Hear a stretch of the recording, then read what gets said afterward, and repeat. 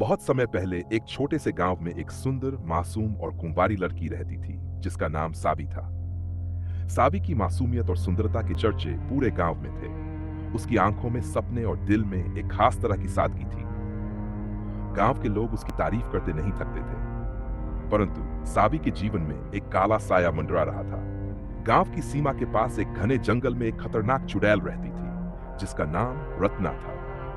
गांव के बड़े बुजुर्ग कहते थे कि वह चुड़ैल बहुत शक्तिशाली और क्रूर थी। कहते हैं रत्ना कभी एक साधारण लड़की थी। जब वह युवा थी उसने गांव के एक धनी युवक से प्रेम किया था, परंतु युवक ने उसे धोखा दिया और किसी अन्य से विवाह कर लिया।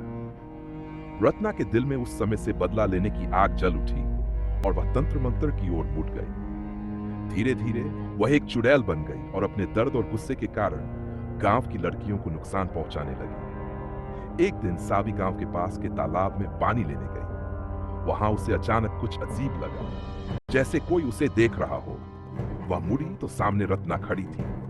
रत्ना ने उसे अपनी काली आंखों से देखा और उसकी मासूमियत पर जलन हुई। चुड़ैल को महसूस हुआ कि सावी की मासूमियत और उसकी सुंदरता उसके काले जादू को कमजोर कर सकती है। उसने सावी को अपने जादुई जाल में फंसाने का फैसला किया। रत्ना ने सावी को अपने महल में आने का निमंत्रण दिया, जहां वह उसे अनंत सौंदर्य और शक्ति देने का वादा करती थी। लेकिन सावी ने उसकी बातों पर विश्वास नहीं किया। उसने अपने दिल की सादगी को चुना और चुड़ैल की बुरी नीयत को पहचान लिया।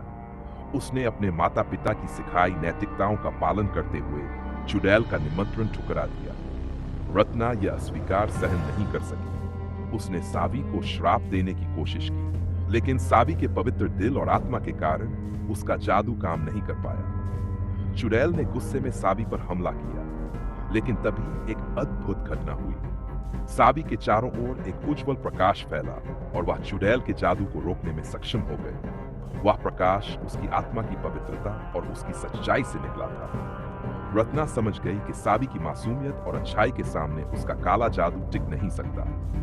अंततः चुड़ैल की सारी शक्तियां समाप्त हो गई और वह उसी क्षण गायब हो गई। सावी गांव वापस आई और उसकी बहादुरी और सच्चाई की कहानी पूरे गांव में फैल गई। लोग उसकी सराहना करने लगे और ये कहानी पीढ़ी दर पीढ़ी सुनाई जाने लगी। इस तरह एक कुंवारी लड़की ने अपनी सच्चाई और साहस के बल पर चुड़ैल को हरा दिया और यह सिद्ध किया कि अच्छाई और सच्चाई के सामने बुराई कभी जीत